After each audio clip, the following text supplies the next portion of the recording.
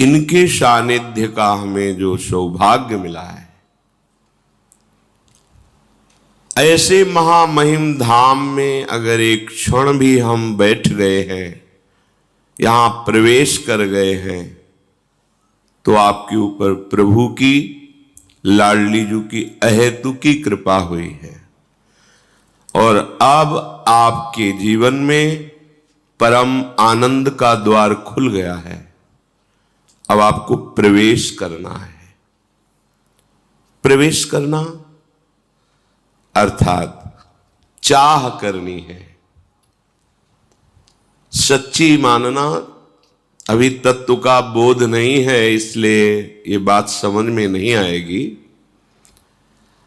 आपको प्रभु इतना प्यार करते हैं कि आप जो चाह करते हैं विवश होकर के प्रभु वही रूप धारण कर लेते हैं और आपकी चाह की पूर्ति करते हैं, यदि आप शरणागत हैं और भजन परायण हैं। नहीं तो किसी की यहां चाह पूर्ति आज तक नहीं हुई। सब चाह कर रहे हैं धन की, भोगों की, पद की, प्रतिष्ठा की। जिनको मिल भी गया वो भयभीत है छूट न जाए, आगे मैं इसी पद में स्थित रहूं, आगे इस भोग को भोगता रहूं, आगे हमारे पास संपत्ति बढ़ती रहे। चाह कभी पूर्ण नहीं हुई। चाह जीवन भर जलाती रहती है। यदि प्रभु की शरण में हो, प्रभु का भजन करने का अवसर मिला, फिर आपने चाह की भोगों की, तो हमारे प्रभु इतने करुणामय हैं। बहुत विचार की बात कह रहा हूं, केवल भावुकता से नहीं। वो वही रूप धारण करके आपके समीप हो जाते हैं। आप जिस वस्तु की भोग की इच्छा करते हो वो वस्तु प्रभु बन जाते हैं। जो भोग की इच्छा करते हैं, जो इच्छा करी हो मन माही, हरि प्रसाद कछ दुर्लभ नहीं। जब वही सब कुछ बने हैं, शास्त्र सिद्धांत है, जब सृष्टि नहीं थी तो मैं ही था, जब सृष्टि नहीं रहेगी तो मैं ही रहूंगा, बीच में जो कुछ भी है वो सब मैं ही हूं। तो आपने चाह प्रभु की प्रभु रूप से नहीं की, इसलिए प्रभु नहीं मिल रहे। आप चाह उन्हीं समर्थ प्रभु से जो जो कर रहे हैं वो देख रहे हैं, तुम्हारी सुन रहे हैं। अगर चाह मिट जाए और प्रभु की चाह प्रकट हो जाए तो भगवत प्राप्ति जैसा सहज कुछ है ही नहीं। किसी ने किसी महापुरुष से प्रश्न किया कि हमें 20 वर्ष हो गए भजन करते हुए, हमें भगवान क्यों नहीं मिले? कितना भजन करना पड़ता है, क्या करना पड़ता है जिससे भगवान मिले, मुझे क्यों नहीं मिले? तो उन महापुरुष ने कहा, तुम सत्य को साक्षी करके सच्चे हृदय से बताना, क्या तुम्हारे मन में भगवान से मिलने की वास्तविक चाह है? थोड़ी देर शांत रहे और कहा, कभी कभी ऐसा आता है कि भगवान मिल जाते तो ठीक है। बोले, चाह का स्वरूप नहीं है। आप कोई व्यापार करते हैं, उस व्यापार में आप क्या चाह करते हैं कि अच्छी लाभ वृत्ति हमारी पूर्ण हो, हमें अच्छा धन प्राप्त हो, और जब नहीं प्राप्त होता तो आपको कैसा लगता है? तो बहुत जलन होती है और व्याकुलता होती कि मुझसे क्या कमी रह गई, जो मुझे लाभ मिलना चाहिए व्यापार में वो लाभ क्यों नहीं मिला। बोले, इसे चाह कहते हैं। ये चाह है। आपका हृदय जलने लगे, अंतर दाव लगी रहे, धुआं प्रगटे कोय, कह जाने दिल आपनो या जा सिर बीती होए। अंतर में आग लग जाए, क्यों नहीं प्रभु मिल रहे। बोले आपको सुख से नींद आती है, भोजन अच्छा लगता है, परिवार से बातें करने में अच्छा लगता है, घूमना फिरना अच्छा लगता है, सच्ची बताना। बोले जी। तो बोले अभी चाह ही नहीं प्रभु के मिलन की। चाह जब प्रकट होती है तो विषय भोग, निद्रा, हंसी, जगत प्रीति, बहुबात, ये अच्छा ही नहीं लगता, कुछ अच्छा नहीं लगता। तद विस्मरणेन परम व्याकुलते थी। ऐसे महापुरुष से विस्मरण तो होता ही नहीं, अगर विस्मरण का भ्रम हो जाए परम व्याकुलते थी, तड़पने लगते हैं, प्राण व्याकुल होने लगते हैं। और भोग सामग्री, लोक लोकांतर की पद प्रतिष्ठा चाह से ही केवल पूर्ण नहीं होती, उसके लिए आपको प्रयत्न करके साधना, सुकृत, पुण्य, तपस्या और भी सब करना पड़ेगा। लेकिन सच्ची मानो प्रभु की प्राप्ति केवल चाह से होती है।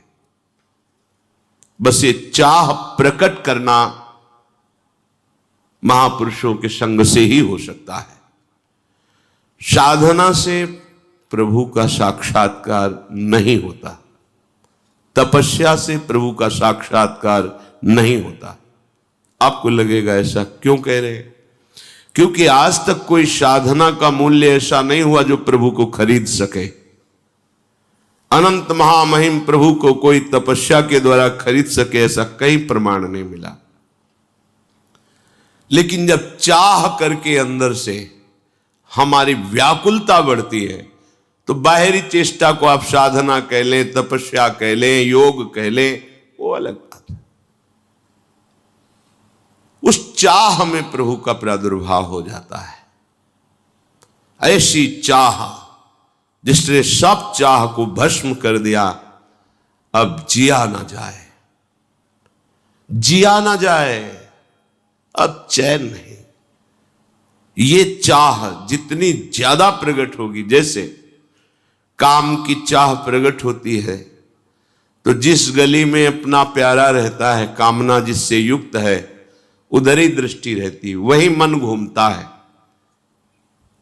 तो आपको प्रभु की चाह हुई, प्रभु के चरणों में मन घूमता है, प्रभु के नाम में, प्रभु के रूप में, प्रभु के लीला में, प्रभु के धाम में नहीं, तो चाह कहां है? जिससे सच्चा प्यार हो जाता है उसके लिए प्राण पुष्प की तरह न्यौछावर करने में उत्साह रहता है उस प्रेमी को, कि अगर मेरा प्यारा मांग ले तो मैं प्राणों को फूल की तरह समर्पित कर दूं। आपको जरा सी प्रतिकूलता होती है और अपने प्यारे पे दोषारोपण करने लगते हैं, आप भगवान हो, आप ऐसा कर सकते थे, आपने क्यों नहीं किया। चाह, अगर हम किसी गुण की, किसी पद की, किसी भोग की, किसी योग्यता की हमारे अंदर चाह है तो अभी प्रभु मिलन की चाह नहीं है। हमारा चित्त जिस विषय का चिंतन करता है, मेरे प्रभु अंदर बैठे देखते हैं, वो बेपरवाह हो जाते हैं। प्रभु लगे रहो, जो चाहोगे मैं वही रूप रख के आ जाऊंगा, वस्तु का, व्यक्ति का, पदार्थ, उनके सिवा कोई है नहीं। मत्ता परतरम नान्यत किंचिदस्ति धनंजय। और जब प्रभु मिलन की चाह होती है तो प्रभु चिंतित हो जाते हैं, भक्त बेपरवाह हो जाता है। अभी क्या है? प्रभु बेपरवाह है, हम चिंतित हैं। प्रभु मिलन के लिए नहीं, भोगों के लिए, पद प्रतिष्ठा, मान सम्मान, यश कीर्ति, ये बड़ा जाल है माया का, जो जितनी ऊंचाई होता है वही जाल फेंक कर फंसाने की कोशिश करती है। संसार की प्रत्येक वस्तु, व्यक्ति, स्थान ये जब तक तुम्हारी चाह का विषय बनेगा तब तक भगवत साक्षात्कार साधना करने पर भी नहीं होता। इतना समझ लो कि साधन का केवल फल है असाधनों का त्याग हो जाना। बिना साधना के असाधन का त्याग नहीं होता, इसलिए साधन करना जरूरी है। पर साधन से भगवत साक्षात्कार हो जाएगा ऐसा हमने अभी तक कहीं सुना नहीं, पढ़ा नहीं। प्रभु का स्वभाव है कि जब तक प्रभु को आप चाहेंगे नहीं तब तक वो आपके सामने अपना रूप प्रकाशित नहीं करेंगे। ये हृदय की बात, मुख से आप रो के कह सकते हैं। देखो, अलग अलग वृत्तियां होती हैं। जब आपके आंसू निकलेंगे और आप कहते हैं मुझे लाडली कब मिलेंगे, तो यहां हृदय में आपके दर्शन से तत्काल पता चलता है कि लाडली के लिए आंसू नहीं है। किसी समस्या और दुख और आंतरिक वृत्ति से थकित होकर यह बात कही जाती है। वो समझ में आपके हृदय में उस समय केवल लाडली ही है और उनके मिलन के लिए प्राण व्याकुल है। वो समझाना नहीं, ये अध्यात्म है, परमार्थ है, इसमें बाहरी बातें नहीं चलती हैं। प्रभु हमें ऐसा प्यार करते कि हम जब चाहें, जिस रूप में चाहें, उसी रूप में भगवान हमारे सामने आते रहते हैं। त्रिलोचन जी ने चाह की कि मुझे नौकर मिल जाए, तो अखिल कोटि ब्रह्मांडों के साहब अंतर्यामी नाम रख करके नौकर के रूप में आ गए। अर्जुन ने चाह की कि गांडी जैसा धनुष, अक्षय तुड़ीर, समस्त दिव्यास्त्र, दिव्य रथ, दिव्य अश्व, तो सारथी भी दिव्य होना चाहिए। तो मेरे प्यारे सखा अगर सारथी रूप में हो तो मैं विश्व को परास्त कर सकता हूं। तो समस्त जगत के स्वामी सारथी बन के बैठ गए। जहां अर्जुन उच्च सिंह आसन पर, और सारथी का आसन कहां होता है? रथी की पादुका के पास। जिनके चरण रखने की चौकी को ब्रह्मा शंकर आदि अपने मस्तक से नमन करते हैं, वो प्रभु वहां बैठ गए। चाह जो करोगे आप शरणागत हो, प्रभु के लाडिले हो, वो आपकी चाह पूर्ति करते रहेंगे। आपने मां, पिता, पत्नी, पुत्र, धन, संपत्ति, जो चाह की है वो बना हुआ आपके पास बैठा हुआ है। वही ये सच्ची बात। जो वो दर्शन कराते हैं ना, तब आपको अनुभव होगा कि अरे ये पर्दा हट जाता है पांचभौत दिखा, अरे वही वही वही।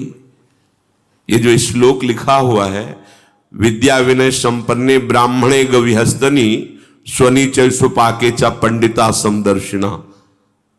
जिधर दृष्टि डालता है उधर वो मुस्कुराते हुए दिखाई देते हैं। जब पर्दा हट जाता है अज्ञान का, तो चींटी में भी, हाथी में भी, ज्ञानी में भी, अज्ञानी में भी, पवित्र योनि में भी, अपवित्र योनि, वो पर्दे नहीं है। वो केवल जिधर देखता है, जैसे गोपीजन जित देखो तित श्याममयी। सखुबाई को दर्शन कराने के लिए सखुबाई बन करके बन गए, और उसके पति की सास की सबकी सेवा कर रहे हैं। कौन? जिनकी सेवा में अनंत शक्ति संपन्न पार्षद हाथ जोड़े खड़े रहते हैं, वो सखुबाई बन करके बंध गए और सेवा कर रहे हैं, पैर दबा रहे हैं उसके पति के। हमारे प्रभु की कोमलता, दयालुता, कृपालुता, महानता, स्वभाव आप नहीं जानते। स्वामी श्री अखंडानंद जी ने पूज्य भाई जी से कहा, एक बार आप अपने दिल की बात बता दो, एक शब्दों में। तो भाई जी ने कहा, उमा राम स्वभाव जिहि जाना, ताई भजन तज भावना। अश्रु प्रवाह होने लगा और कहा, जिसने भगवान के स्वभाव को जान लिया उसे भजन के सिवा कुछ अच्छा नहीं। सच्ची सच्ची हम जो चाह करते हैं, मेरा प्रीतम वही बना मेरे सामने होता है। अगर हम ये अन्य नाम रूप वस्तु व्यक्ति भोग की चाह ना करें, केवल ललित त्रिभंगी, तो वही रूप यानी कसी कुंज ठाड़े भय भुजा परस्पर हंस, बस मैं यही देखना चाहता हूं, यही चाह है। तो इसकी परीक्षा होगी आपकी। अगर अन्य ना, तो देर नहीं लगेगी, ये रूप प्रकाशित हो जाएगा। ये केवल चाह से मिलता है, केवल चाह से। पर तुम विश्वास करो, इस बात पर विश्वास करो, साधना तो केवल असाधन को नष्ट करने के लिए है। राम कृपा पावही कोई कोई, एक कृपा से, कृपा उसी के, चाह, और चाह मिलती है भगवत प्रेमी महात्माओं के संग से।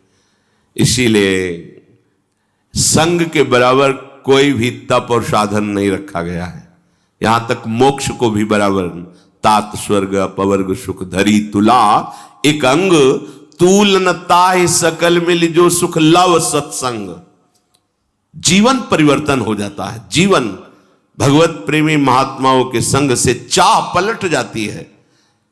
प्रभु की चाह प्रकट हो जाना, भजन करने की चाह प्रकट हो जाना, ये बहुत बड़ा चमत्कार, छोटी मोटी बात नहीं। भगवान सर्वत्र होते हुए भी अपने को ढके हुए हैं त्रिगुणात्मिका माया के पर्दे से। वो सबकी दृष्टि में नहीं आते हैं, दृष्टि में रहते हुए भी। बहुत ध्यान से सुनना, परमार्थ है। भगवान सबके समीप रहते हुए, सबके समीप रहते हुए भी सबकी दृष्टि में नहीं आते। त्रिगुणात्मिका माया का पर्दा लगा है।